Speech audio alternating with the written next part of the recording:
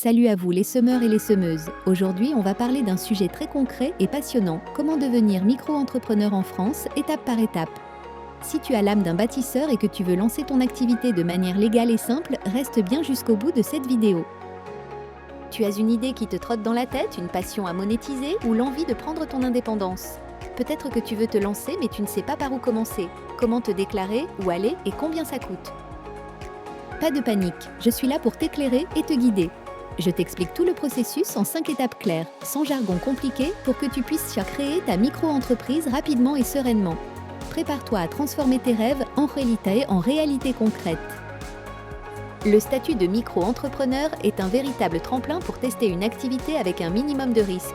C'est une porte d'entrée idéale pour lancer un business à côté de ton job salarié ou pour créer ton propre revenu principal. Sa simplicité est sa plus grande force. Ce régime est conçu pour être accessible et flexible. Il te permet de démarrer sans les lourdeurs administratives et financières qui sont souvent associées à la création d'entreprises.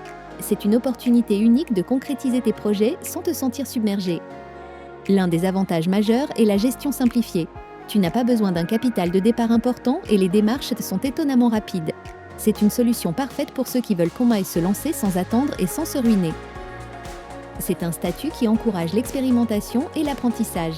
Tu peux ajuster ton offre, tester ton affaire, tester ta l'air, tester le marché et développer tes compétences entrepreneuriales à ton rythme.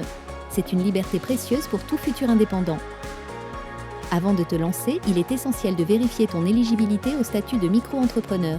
Les critères sont clairs et conçus pour inclure un large éventail de profils. La première condition est de résider en France. Si tu es étranger, tu dois posséder un titre de séjour valide. Ensuite, tu dois être majeur pour pouvoir t'inscrire. C'est une exigence légale fondamentale pour toute activité professionnelle indépendante. L'âge de la majorité est fixé à 18 ans en France. Il est également important de noter que certaines professions sont exclues du régime de la micro-entreprise. Il s'agit principalement de certaines activités libérales réglementées comme les professions de santé ou les avocats ainsi que les activités agricoles. Il est crucial de vérifier si ton domaine d'activité est compatible. La bonne nouvelle, c'est que la grande majorité des salariés, des étudiants, des retraités et des demandeurs d'emploi peuvent tout à fait se lancer. Ce statut est conçu pour favoriser l'entrepreneuriat pour tous. N'hésite pas à consulter la liste des activités éligibles sur le site officiel de l'URSSAF pour t'assurer que ton projet correspond. Une fois que tu as confirmé ton éligibilité, l'étape suivante est l'inscription officielle de ta micro-entreprise. Depuis le 1er janvier 2023, toutes les démarches de création d'entreprise se font via le guichet unique de l'INPI. C'est la plateforme centralisée pour toutes les formalités. Tu devras te rendre sur le site formalites.entreprise.gouv.fr. C'est là que tu rempliras un formulaire en ligne avec toutes les informations nécessaires concernant ton identité et ton activité. Le processus est intuitif et te guide pas à pas. Prépare une pièce d'identité valide comme ta carte nationale d'identité ou ton passeport, car tu devras en fournir une copie numérique. Tu auras aussi besoin de quelques informations de base sur ton projet, comme la nature de ton activité et ton adresse. La bonne nouvelle, c'est que cette démarche d'inscription est entièrement gratuite. Il n'y a aucun frais à payer pour créer ta micro-entreprise. C'est un avantage considérable qui facilite grandement le démarrage de ton activité. Le remplissage du formulaire prend généralement entre 5 et 10 minutes si tu as toutes les informations sous la main. Une fois validé, tu recevras ton numéro SIRET qui est ton identifiant unique en tant qu'entreprise. C'est le sésame qui te permet de commencer à facturer légalement. Le statut de micro-entrepreneur offre des avantages significatifs qui le rendent particulièrement attractif pour les jeunes entrepreneurs. Le premier et le plus important est la simplicité de la gestion fiscale et sociale. Tu ne paies des charges sociales et fiscales que si tu génères du chiffre d'affaires. Cela signifie que si tu ne gagnes rien un mois donné, tu n'as rien à débourser en cotisation. C'est une sécurité financière précieuse, surtout au début de ton activité. Ce système proportionnel réduit considérablement le risque financier. Un autre avantage majeur est la comptabilité ultra simplifiée. Tu n'as pas besoin d'un expert comptable pour gérer tes comptes, ce qui représente une économie substantielle. Il te suffit de tenir un livre de recettes et éventuellement un registre des achats si tu vends des marchandises. Cette simplicité administrative te permet de te concentrer pleinement sur le développement de ton activité. Tu passes moins de temps sur la paperasse et plus de temps à servir tes clients et à faire grandir ton projet. C'est un gain de temps et d'énergie considérable. Enfin, et c'est crucial, ce statut te permet de facturer légalement dès le départ.